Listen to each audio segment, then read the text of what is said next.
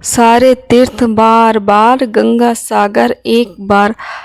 हर एक हिंदू अपने जीवन काल में एक बार गंगा सागर में जाकर तीर्थ स्नान करने की चाह जरूर रखता है। कहते हैं कि यहाँ डुबकी लगाने से आपको कहीं और तीर्थ स्नान करने की ज़रूरत नहीं पड़ती है। गंगा सागर के स्नान का अपना ही एक अलग महत्व है। मकर संक्रांति के समय में यह अत्यंत भीड़ होती है।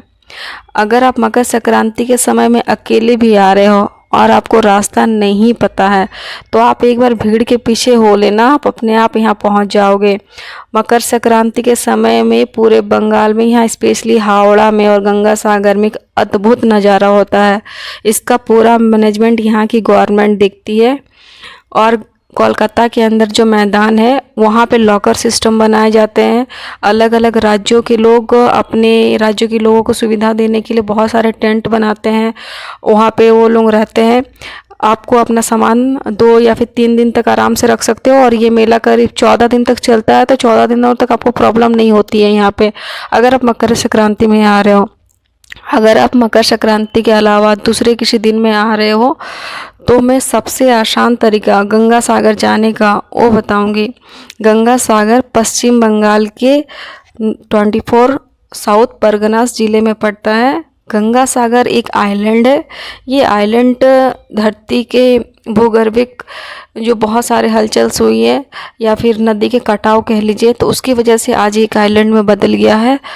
पहले ये भारत के मुख्य भाग का ही हिस्सा हुआ करता था। तो चलिए अब हम लोग जानते हैं कि कैसे हम गंगा सागर जाएंगे। मैं आपको सबसे आसान तरीका बताऊंगी, क्योंकि बहुत सारे लोग अकेले ट्रैवल करते हैं, बहुत लोगों का फर्स्ट टाइम होता है, तो फिर वो बहुत ज़्यादा कंफ्यूज हो जाते हैं। तो आप ये वीडियो को देखिए, ये तरीका सबसे आसान है जो मैं आपको बताने वाली हूँ। यहाँ का सबसे बड़ा रेलवे स्टेशन बोले तो हावड़ा ही है या तो सियालदा है। अगर आप दूसरे स्टेट से आ रहे हो तो आप हावड़ा में आपको उतरना है, फिर हावड़ा से टैक्सी या फिर बस लेके आपको धर्मतला या फिर एस्प्लैनेड जाना है। आपको काकद्वीप के लिए यहीं से आपको बस मिलेगी। ये बसेस आपको 2 घंटे में पहुंचा देती है, तो आपको उतना टेंशन नहीं लेना है। हाँ, और आपको एक बात का विशेष रूप से ध्यान रखना है, गंगा सागर आइलैंड जो है वो हुगली नदी के द्वीप पर ही बना हुआ है और यहाँ पे बंगाल की खाड़ी और हुगली रिवर आपस में मिल जाती है। तो जिसके वजह से होता है क्या है, नदी में लो टाइड का बहुत ही एक बड़ा प्रभाव देखने को मिलता है। लो टाइड मतलब निम्न ज्वार। यहाँ पे निम्न ज्वार और उच्च ज्वार के कारण यहाँ पे इसका प्रभाव पड़ता है। तो जब आप गंगा सागर आ रहे हो तो आपको एक बात का विशेष ध्यान रखना है, आपको सुबह के 9 बजे से पहले पहुंच जाना है। फेरियाँ हमेशा चलती रहती है, लेकिन 9 से लेकर 12:30 बजे तक का जो समय होता है इसमें निम्न ज्वार आता है, जिसकी वजह से बोट आगे बढ़ नहीं पाता, दैट मीन्स फेरी आगे बढ़ नहीं पाता है गंगा सागर तक जाने के लिए। काकद्वीप में एक रेलवे स्टेशन भी है, बट यहाँ पे हावड़ा से ट्रेन नहीं आती है, यहाँ सियालदा से आती है। और आप एक बार समय देख लीजिएगा, जब आप बसेस से कोलकाता से यहाँ काकद्वीप आ रहे हो तो यहाँ पहुँचने के बाद में काकद्वीप बस स्टॉप के सामने से ही आपको फेरी मिलना शुरू हो जाएगा। गंगा सागर आइलैंड जाने के लिए आपको वो फेरी लेना है। फेरी लेके आप हुगली रिवर को क्रॉस करोगे। आप हुगली रिवर को जैसे ही क्रॉस कर लोगे उसके बाद फिर आपको बस लेना है, बस या फिर ऑटो जो आपको मिल जाए। ये बस आपको कपिल मुनि मंदिर और या फिर गंगा सागर घाट में पहुंचा देंगे।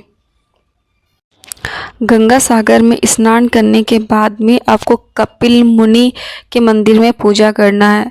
कपिल मुनि के मंदिर में पूजा करने के बाद भी ये तीर्थ आपकी कंप्लीट होती है। यहाँ पे एक आश्रम है जहाँ की जो अग्नि कुंड है, हवन कुंड, वहाँ की अग्नि 100 सालों तक जल रही है। अगर आपके पास समय है तो आप एक बार दर्शन करने के लिए ज़रूर जाइएगा। अब मैं आपको गंगा सागर का इतिहास बताने वाली हूँ कि क्यों इतना ये प्रमुख है, क्यों लोग यहाँ दर्शन करने या फिर स्नान करने के लिए व्याकुल रहते हैं। तो मैं आपको ये बता रही हूँ, कपिल मुनि के श्राप के कारण ही राजा सागर के 60,000 पुत्रों की इसी स्थान पे तत्काल मृत्यु हो गई थी, जहां आज ये घाट है, गंगा सागर का तीर्थ स्थान। उनको मोक्ष देने के लिए राजा सागर के वंश के ही एक राजा हुए, राजा भगीरथ।